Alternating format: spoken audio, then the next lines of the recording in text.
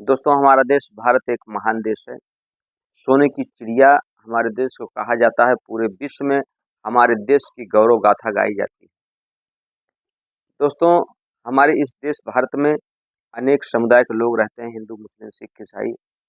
सब में अपने धर्म के प्रति एक आस्था होती है, एक निष्ठा होती है और तमाम धर्म के मानने वाले अपने अपने धर्म के प्रति अपनी अपनी निष्ठा के अनुसार धर्म का पालन करते हैं, धर्म का प्रचार करते हैं, प्रसार करते हैं।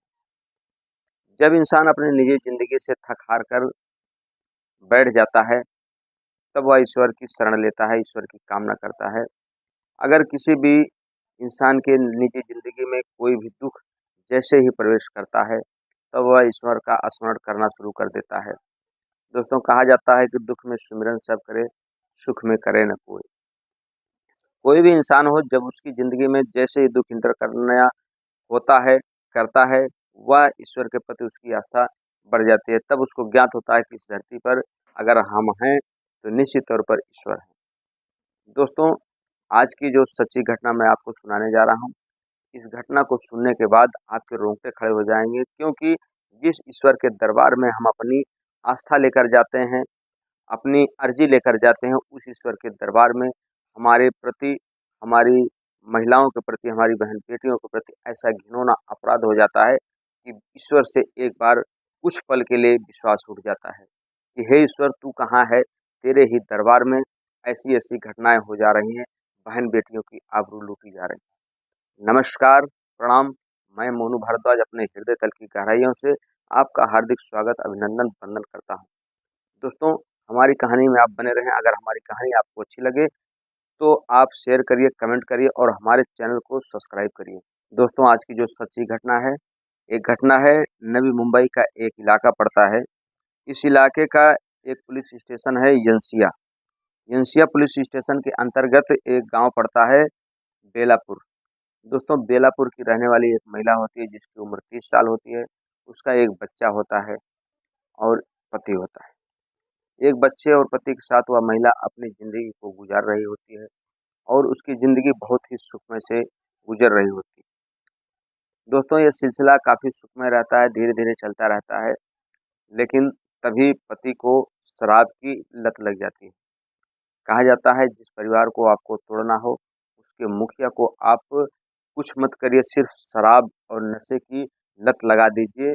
वह धीरे धीरे परिवार ऑटोमेटिक अपने आप धरातल में जाकर समा जाएगा। दोस्तों, यही वाकया उस पुरुष के साथ हो रहा था। उसको धीरे धीरे नशे की आदत इतनी हो गई कि वह लगातार नशे में डूबने लगा और आए दिन अपनी पत्नी को मारने पीटने लगा। इस तरह से परिवार में एक विखंडन की स्थिति उत्पन्न हो गई। अब परिवार टूटता हुआ नजर दिखाई दे रहा था, क्योंकि उस महिला को लगातार प्रताड़ित करने वाला उसका पति आए दिन अपनी पत्नी को मारता था, पीटता था, गाली गलौज करता था। दोस्तों, यह सब बातें उसका जो बेटा था अपनी आंखों से देखता था, लेकिन बेटा 4 वर्ष का था, कर भी क्या सकता था? अपने पिता का कोई भी जवाब नहीं दे पाता। लेकिन महसूस तो जरूर होता था, क्योंकि उसकी माँ को उसकी आंखों के सामने बुरी तरीके से पीटा जाता था। दोस्तों, एक दिन ऐसा आता है कि जब 6 जुलाई की शाम को उसका पति घर पर शराब की नशे में धुत होकर अपने घर पहुंचता है। जैसे ही पत्नी दरवाज़ा खोलती है तो अपने पत्नी को पूरी तरीके से गाली देते हुए मारने लगता है, पीटने लगता है।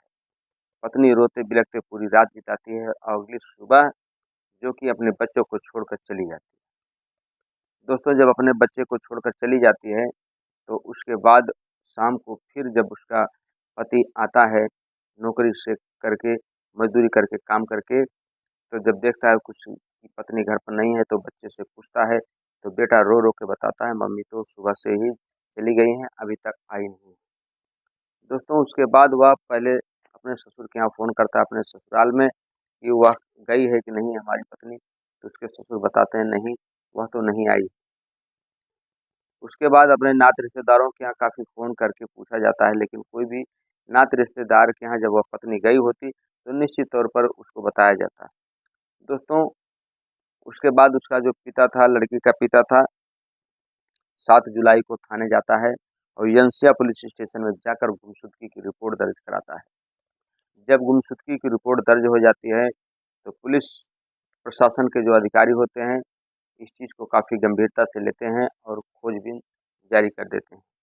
हर पुलिस स्टेशन में, हर चक्की और चौराहे पर, हर पैलेस पर, हर पब्लिक स्थान पर उस लड़की का फ़ोटो सर्कुलेट कराया जाता है, उस महिला का, कि इस महिला को अगर आपने कहीं देखा हो तो निश्चित तौर पर इस नंबर पर आप संपर्क करें। दोस्तों, काफ़ी खोजबीन के बाद भी उस महिला का कहीं अता पता नहीं लगता। पुलिस प्रशासन अपनी जी तोड़ मेहनत करने के बाद भी उस महिला का पता नहीं लगा पाता। उसके बाद दोस्तों आती है 9 जुलाई। 9 जुलाई की वो भयंकर सुबह जिसका किसी को अंदाज़ा नहीं था। जब 9 जुलाई की सुबह उस इलाके के जो भेड़-बकरी पालने वाले थे, मुंबई का एक ज़िला लगता है ठाणे ज़िला, वहीं पर एक स्थान पड़ता है डीवावली। डीवावली के पास बताया जाता है एक बहुत बड़ी पहाड़ी है, बहुत ऊँची पहाड़ी है और उस पहाड़ी के ऊपर गणेश जी का मंदिर है। दोस्तों, उसके बाद जो भेड़-बकरी चराने वाले होते हैं, घास चराने के लिए जैसे ही उस पहाड़ी पर प्रवेश करते हैं, तो देखते हैं वहाँ पर एक महिला खून से लथपथ पड़ी हुई है। जाकर जब उसको देखते हैं, तो लोग चिल्लाने लगते हैं, चीखने लगते हैं। उसी में से कोई सज्जन पुलिस को फ़ोन करके बताता है। जब पुलिस इस चीज़ को सुनती है, तुरंत तत्काल उस महिला को लाया जाता है थाने में और उस महिला के पिता को सूचना दी जाती है। उस महिला का जब पिता आता है थाने में, जैसे ही अपनी बच्ची की लाश को देखता है तो बिलख-बिलख कर रोने लगता है, या तो मेरी पुत्री है। दोस्तों, उसके बाद पुलिस शव को अपने कब्जे में लेकर पोस्टमार्टम के लिए भेज देती है। जब पोस्टमार्टम की रिपोर्ट आती है तो पता लगता है इसके साथ गैंग रेप हुआ है और गैंग रेप होने के बाद इसकी गला दबाकर हत्या की गई है। साथ ही साथ किसी भारी वजन चीज़ से इसके सर पर वार किया गया है। दोस्तों, उसके बाद जब पुलिस इतनी बात देखती है तो पूरी तरीके से गंभीरता से और लेती है, अपनी कार्रवाई शुरू करती है, खोजबीन चालू करती है। काफ़ी खोजबीन के बाद पुलिस को कुछ भी सबूत नहीं मिल पाता, क्योंकि वहाँ पर उसका कत्ल किया ही नहीं गया था उस महिला का, तो पुलिस को कोई सबूत नहीं मिलता। थक-हार कर पुलिस बैठती है तो उसमें से कोई सीनियर अधिकारी होते हैं, वो देखते हैं कि पहाड़ी पर एक मंदिर है, तो अंदाज़ा लगाते हैं कि क्यों ना मंदिर पर चला जाए। पूरे पुलिस के अधिकारी और पुलिस की फ़ोर्स जब मंदिर पर जाती है तो घूम-घूम कर पूछती है कि बाबा प्रसाद मिलेगा? दर्शन करने के लिए हम लोग आए। जब वह चीज़ पुलिस के अधिकारी लोग को काफ़ी अच्छे से बैठाया जाता है, वहाँ के पुजारियों द्वारा प्रसाद दिया जाता है। पुलिस अधिकारी अपनी खोजबीन में लगे हुए थे, तभी उनकी नज़र कैमरे पर पड़ती है कि अगर एक कैमरा चालू है तो निश्चित तौर पर इस कैमरे में से उस महिला की तस्वीर ज़रूर आई होगी, उस महिला की वीडियो ज़रूर रिकॉर्ड होगी। तब देखा जाता है कि उस कैमरे का जो वायर है, उस वायर को बिल्कुल नज़दीक से काट दिया गया है और धारदार हथियार से काट दिया गया है। तब पुलिस उन तीनों पुजारियों को हिरासत में लेती है और अपने तरीके से पूछताछ करती है। लेकिन पहले तो वह पुलिस की बातों के जवाब नहीं दे पाते। धीरे-धीरे जब पुलिस अपनी सख्त कार्रवाई शुरू कर देती है तो तीनों पुजारी, जो तीनों आरोपी होते हैं, वो अपनी बात को कबूल करते हैं। दोस्तों, उसमें से जो पहला आरोपी था उसका नाम श्याम सुंदर शर्मा था, उसकी उम्र लगभग 62 साल। दूसरा संतोष कुमार मिश्रा, उम्र लगभग 45 साल। तीसरा राजकुमार पांडे, उम्र लगभग 52 साल। पुलिस पूछती है कि आखिर आप लोगों ने ऐसा कैसे किया? तो बताते हैं कि वह महिला अक्सर इस मंदिर पर आया करती थी भगवान का दर्शन करने, और हम लोगों की नज़र उस पर काफ़ी दिन से थी, क्योंकि वो महिला बहुत ही खूबसूरत थी, बहुत अच्छी थी, उसका व्यक्तिगत व्यवहार बहुत अच्छा था, उसके संस्कार बहुत अच्छे थे। दोस्तों, जब भी उसका पति उसको मारता-पीटता था, वो अपनी आत्मा की शांति के लिए, अपने मन की भ्रांति को मिटाने के लिए मंदिर पर जाया करती थी। उस दिन भी जब वह मंदिर पर गई, तो अकेले ही सीढ़ियों से चढ़ती हुई ऊँची पहाड़ी पर गई जहाँ भगवान का मंदिर था। उसकी जो साथ की सहेलियाँ हुई आई थी वो चली गईं, लेकिन वह वहाँ पर रुक गई। वह कही थी, बाबा मैं थोड़ी देर के लिए यहाँ रुकना चाहती हूँ। उसके बाद जब बाबा ये बात सुनते हैं तो मन ही मन प्रसन्न होते हैं, विचार बनाते हैं क्यों ना इस महिला को अपने जाल में फँसाया जाए। तभी बाबा लोग अपने अनुसार एक जो नशीली दवा होती है भांग, उसको प्रसाद में मिला करके, उसको दूध में मिला के उसको प्रसाद रूप का दे करके उस महिला को पिला देते हैं। जैसे वह महिला बेहोश हो जाती है तो जो तीनों दुराचारी होते हैं, राक्षस होते हैं, उस महिला के साथ बारी बारी से पूरा रात दुराचार करते हैं, उस महिला का बलात्कार करते हैं। दोस्तों, जब उस महिला को होश आता है सुबह में, जब वह महिला देखती है कि मेरे साथ दुराचार हुआ, तब वह महिला चीखने लगती है, चिल्लाने लगती है।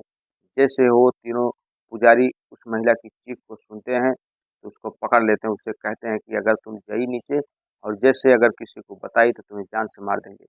वह महिला कहती है कि मैं किसी से नहीं बताऊंगी, आप मुझे छोड़ दीजिए। लेकिन वो अपराधी, वो हैवान उस महिला को जान जाते हैं कि अब जाएगी नीचे तो निश्चित तौर पर हम लोगों की पोल पुलिस से जाकर खोल देगी।